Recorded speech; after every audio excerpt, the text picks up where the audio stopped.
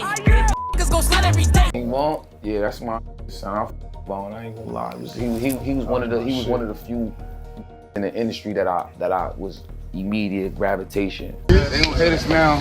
They see what's going on. See, I have you on that roof around. Right. Like, what was that experience for you? Oh, that shit dope. Fire. It was like it's like his my was his. We was all good and we was like taking care of each other. They got on the roof, making sure everybody come in, and now we know what's going on. Fivio Foreign thought he was just linking up with King Von to shoot a music video and kick it in O Block. But what he didn't expect was a reality check that made him realize just how deep the Chicago drill culture really ran.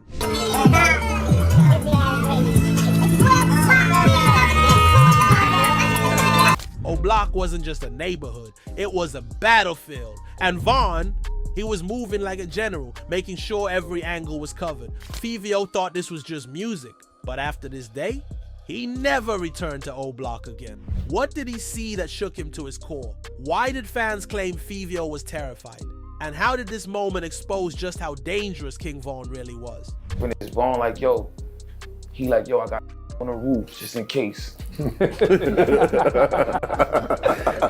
know it's gonna get heavy. He said, this right here gonna stand by you the whole time. This is man's regular. Fivio Foreign was one of the biggest rising stars in New York drill, bringing his high energy flows to a scene that had already produced names like Pop Smoke and Chef G. Meanwhile, King Von was making a name for himself as one of Chicago's most authentic street storytellers, carrying on the legacy of drill music that had been established by legends like Chief Keef, Lil Durk, and G Herbo. Both rappers had built reputations based on their real-life experiences. Von, in particular, wasn't just rapping about the streets. He had lived them in a way that few artists ever had. So when these two linked up for their song I Am What I Am, it was supposed to be a powerful moment for drill music. It was the meeting of two different drill cultures: New York's bass-heavy, club-friendly style, and Chicago's dark, aggressive storytelling. The song was a success, but what happened next would leave people talking for years. Von invited Fivio to O Block, the infamous South Side neighborhood that had become a symbol of Chicago's street wars. What was supposed to be a friendly visit eventually turned into something much more intense, and Fivio never went back. Before they ever met in person, Fivio and Von had mutual respect for each other. They saw themselves as the faces of their city's drill movements, and collaborating on a track seemed like the next logical step. I Am What I Am came together quickly, blending Von's gritty storytelling with Fivio's energetic delivery. The track wasn't just a hit, it felt like an official bridge between Chicago and New York drill. Millions of views poured in, and fans were excited to see the two artists working together. But for Von, the collaboration wasn't just about music, it was about loyalty. He didn't just want to rap with Fivio, he wanted to introduce him to his world. That's when he extended the invitation to O Block. For Von, O Block wasn't just home, it was his entire identity. He had grown up there, fought there, and lost close friends there. It was the heart of everything he rapped about. So when he invited Fivio, it wasn't just a casual visit, it was a test of trust. Fivio agreed to go, but he didn't realize what he was stepping into. As soon as Fivio arrived in O Block, he could tell this wasn't like Brooklyn. New York had its own street politics, but Chicago was on a different level. O Block had a reputation. Yeah, they don't hit us now. They see what's going on. See, I have you on that roof around. One of the deadliest areas in the city. Unlike in Brooklyn, where gang rivalries were more scattered, in Chicago, it was a war zone with clear battle lines. If you weren't from there, you had to be careful about every move you made. Von, however, moved through O Block like a king. He was laughing, cracking jokes, introducing Fivio to his people. But Fivio, he was a bit reserved, watching, absorbing everything. At first, it seemed like a normal visit, but then Fivio started noticing things. According to him, he later found out that Von had snipers positioned on the rooftops the entire time. They got on the roof, making sure everybody come in, and now we know what's going on. This wasn't just a casual walk through the neighborhood. Von was making sure he was protected at all times. That was when reality hit for Fivio. He realized that Von wasn't just a rapper, he was still fully living the life he rapped about. In Brooklyn, things were dangerous, but in Chicago, Von was moving like he was in a war zone. Fans later analyzed the footage from the day, and some said Fivio looked nervous, like he had never been in an environment like that before. Others argued he was just being respectful, knowing that he was a guest in Von's world. Either way, one thing was clear, Fivio never went back. To this day, fans still debate what went down during Fivio's visit to O Block. Some people believe he was shook by how deep the gang culture ran in Chicago, while others think he simply saw no reason to return. What's certain is that Fivio gained a new level of respect for Von and his reality. It wasn't just rap, it was life or death. And after that day, he understood that Von wasn't just talking about the streets for clout, he was really living it. For Von, O Block was home, but for Fivio, it was a world he didn't need to be a part of. Brooklyn and Chicago had drill in common, but the environments were completely different. Maybe that's why Fivio decided to focus on his own lane after that experience. For people who don't understand Chicago drill, Von's movements might have seemed extreme, but for those who know the streets, this was just survival. King Von wasn't just another rapper, he was a legend in his city. O Block wasn't just a place he repped in his lyrics, it was where he lived, where he fought, and where he made a name for himself. Von had a reputation, he had enemies, and he knew better than to move recklessly, even in his own hood. That's why he had people watching his back, on foot, in cars, and even on rooftops. For Fivio, that realization was enough. He had come to O Block to collaborate with Von, but after seeing how deep things really ran, he made the decision to keep his distance. Some fans argue that Fivio was simply being smart. He saw that Von was moving differently, and he understood that this wasn't his world. He wasn't built for Chicago's politics, and he didn't want to be caught up in something he didn't fully understand. Others believe he was genuinely scared. The way he moved in the footage, the way he never mentioned going back, it all pointed to someone who realized he was in over his head. Regardless of the reason, one thing is for sure. After that day, Fivio never returned to O Block. And shortly after, Von was gone. King Von's death in Atlanta was a tragic reminder of just how real this lifestyle was.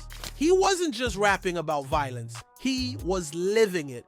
His lyrics, his tweets, and his entire persona were deeply tied to the violent lifestyle he had always embraced. But how did it all come to this? How did a young man from Chicago's most dangerous blocks rise to fame, only to fall victim to the same cycle of violence that had defined his early years?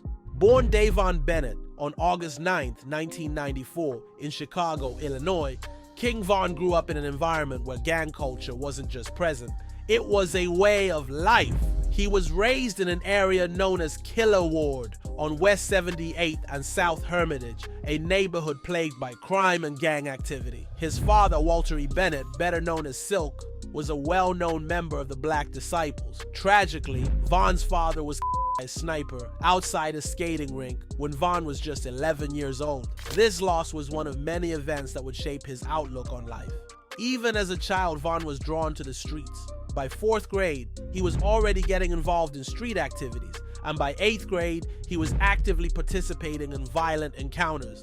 Initially, he was affiliated with a crew connected to the gangster disciples called Killer Ward, but his life took a major turn when he moved to Parkway Gardens, also known as O Block, around 2008-9.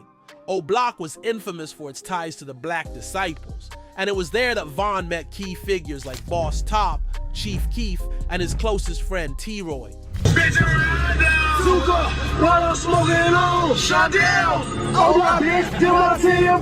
Von's early criminal activity started young. His first arrest came at just 16 years old in 2010 for armed robbery. Facing a possible sentence of 21 to 45 years, he managed to avoid a long-term stay in prison by serving 15 months in a juvenile boot camp. However, his time outside was short-lived. He was released in March 2012, but was arrested again by November. The years that followed were marked by bloodshed. King Von's transformation from a young gang affiliate into a feared figure in Chicago's underworld was fueled by a series of violent events that shaped his mindset. Each loss he experienced seemed to push him deeper into a life of crime. and by the time he turned 18, he had already built a reputation as someone who was willing to retaliate without hesitation. Von's shift into extreme violence can be traced back to the deaths of several key figures in his life.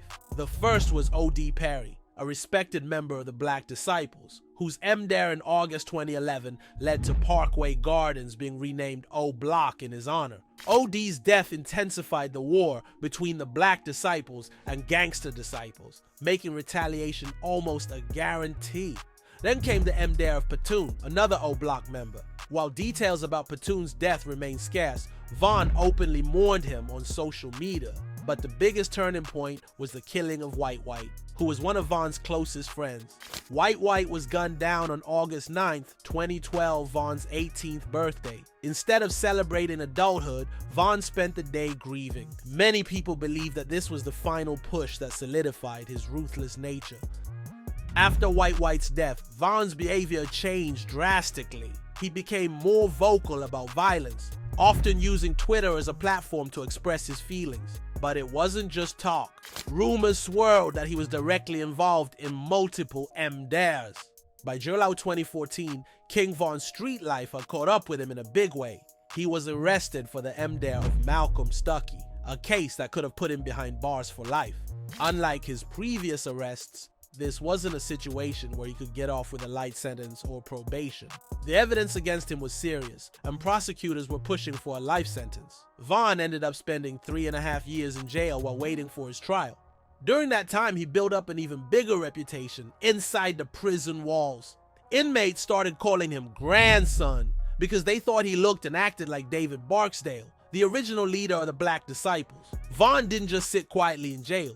He reportedly got into over 20 fights, showing that he wasn't backing down from anyone. But his luck took a huge turn in 2017 when his co-defendant, Big Mike, changed his story. Originally, Mike had cooperated with the police, but when it came time to testify, he recanted his statements. Without his testimony, the prosecution didn't have enough solid evidence, and Von was acquitted. Meanwhile, Big Mike was still found guilty and sentenced to 28 years in prison. Von walked free in December 2017 with a second chance at life. At first, Von didn't know what to do with his freedom. He was used to making money in the streets and even considered going back to robbery to support himself. But around this time, he reconnected with Lil Durk, one of the biggest names in Chicago's drill scene. Durk had been watching Von's story unfold and saw potential in him. He encouraged Von to put his life into music instead of crime. Hey, gang. Yeah. I'll stop playing with the odds though, bro, for real. You know that shit be hurting for real. At first, Von wasn't sure if rap was for him, but he decided to give it a shot. His first real song, Beat That Body, came out in 2018. Hey, King Von, what's up, gang? You already know I be coming, man. So what you on, bro? The title of the song alone made it clear what the song was about, his MDare case, and how he beat the charges. People immediately took notice. His storytelling was raw, his delivery was aggressive, and unlike a lot of rappers, he wasn't just talking about street life, he had actually lived it. His breakthrough came later that year with Crazy Story. The song painted a vivid picture of a robbery gone wrong, filled with suspense and details that made it feel like a movie. She be with this shit, she told me where he be, I say for sure. Fans loved it, and the song took off, racking up millions of views. Von quickly became one of the hottest new names in drill rap, and his career skyrocketed from there. With more hits like Took Her to the O and Grandson for President, he proved he wasn't just a one-hit wonder. For the first time in his life, he had a real shot at success that didn't involve crime, and he was ready to take it. But despite his newfound fame, Von never truly left the streets behind. While he was incarcerated, a group called Get Back Gang had emerged in O Block, seeking revenge for fallen members, particularly T-Roy. Several high-profile MDares occurred during this period, including the deaths of FBG Brick, Kobe, and TB. When Von was released, he aligned himself with this movement, even though he had relocated to Atlanta to focus on his career. One of the most notable incidents was the MDare of DeAndre Wallace, also known as Can't Get Right, on June 15, 2018. The killing caught on CCTV claimed the life of an innocent bystander as well. Afterward, Von went on Instagram Live, appearing to celebrate, while O Block members like Muop and Duke posted suggestive messages. His rise in music continued, but so did the violence. Songs like Problems and War With Us detailed real-life events, and Von never shied away from his reputation. However, his growing fame also put a target on his back. On November 6, 2020, King Von's past caught up with him in the most tragic way. That night, he was in Atlanta, hanging out with his crew outside Monaco Hookah Lounge, when tensions escalated between his group and rapper Quando Rondo's entourage. Nobody knew at the time that this confrontation would turn deadly. Surveillance footage captured Von throwing the first punch, setting off a chaotic scene. Almost instantly, gunfire erupted. In the middle of all the chaos, Timothy Lil Tim Leaks, an associate of Quando Rondo, pulled out a gun and shot Von multiple times. The situation quickly spiraled into an all-out shootout, with bullets flying in every direction. Von was left critically wounded on the ground as his crew scrambled to get him help. He was rushed to the hospital in hopes of saving his life. But despite the doctor's efforts, he was pronounced dead later that morning. The news spread fast, sending shockwaves through the hip-hop world. Fans, fellow artists, and industry insiders couldn't believe it. Another young rap star gone too soon. Von had survived so much growing up in Chicago, only to lose his life in a city where he wasn't even from. His death in Atlanta was a tragic reminder of just how real this lifestyle was. He wasn't just rapping about violence, he was living it. And in the end, it caught up with him. Fivio, on the other hand, has continued to grow in his career, sticking to his lane and avoiding unnecessary street drama. Maybe that's why he's still here today.